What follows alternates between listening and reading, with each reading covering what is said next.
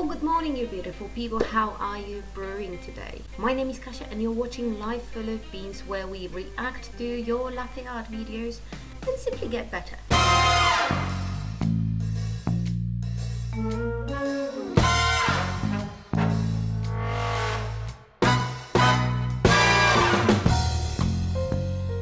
Before we start, make sure that you subscribe to the channel and don't forget to check out the lifefullofbeans.com website, because there's many coffee guides and a lot of coffee information that might be very useful to yourself.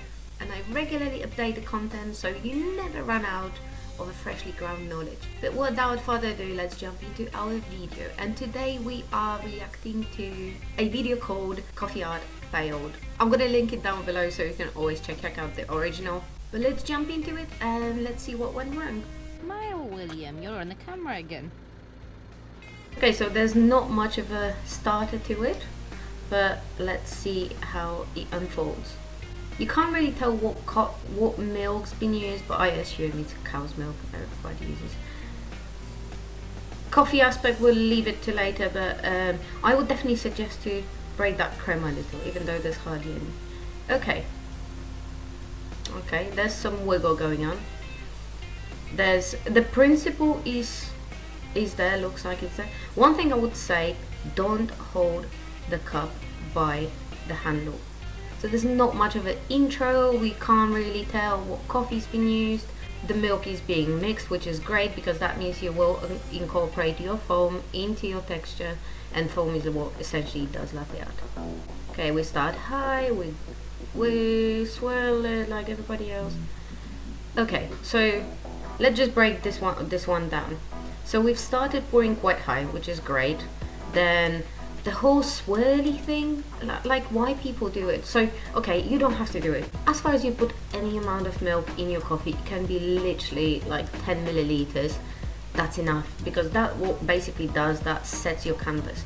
That makes a small change to a density of the liquid that you're going to be pouring your fluffy milk into, and that's the whole point. But you don't have to do the swirly thing. This is just a habit, it's not a must. But also what that does, if you fill your cup too far, you simply run out of space to practice your latte art because your cup is almost full. So it's not necessarily something you should be doing. Another thing that happened here is that the cup was being tilted before the latte art was actually there.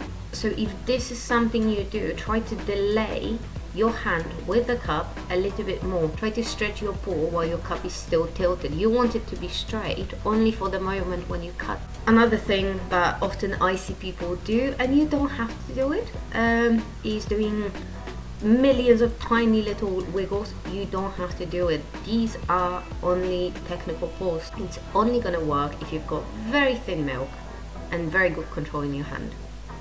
It's doable. It takes a little bit of practice, so it doesn't take like 12 years of practice. All you simply have to do to practice and to actually make something really good, less wiggles, more stretch. Give it some definition, man. Okay, swirl. Tilt the cup, less wiggles. It's there, but tilt the cup, less wiggles. Yes, stop it, yes, fill it up. See, here you go. This is something I see a lot. Not much is happening when you try to pour, but when you actually don't care, you're like, man, I'll just fill it up. You suddenly have a floret. And this is exactly what you should be doing. Care less. Latte art is a reflection of the confidence of a barista. When you don't care, it always ends up being better and more interesting. Okay, milk's great, by the way. Milk's, I really like that texture. It is definitely doable. You can work with it. Okay, tilt it more. You want coffee to be tilted almost to the point it spills out. Okay, so by far this is the best pour, so let's analyze that one. So great thing, you start high, but tilt it more. Tilt it so it almost spills out. That gives you access to the surface a lot quicker. Then we go down, then we wiggle. There we go. There's layers coming out. Great.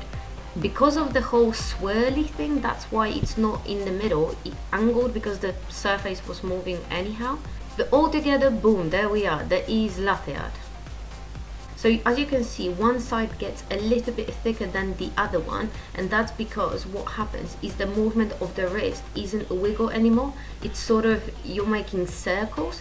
So if that happens in your latte art, this is what you're probably doing. So you're making circles rather than side to side movement.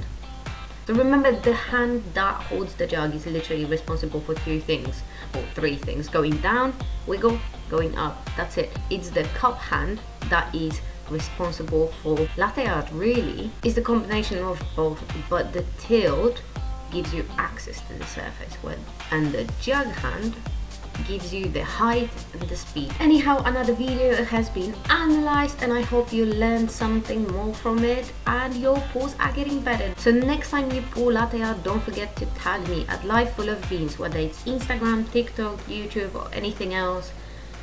But all I want you to do now is click the like button if you liked it and subscribe. But if you want to see more, then simply head out to www.lifefullofbeans.com for even more caffeine content. I hope you have a lovely day, and don't forget to pour confident and brew with passion.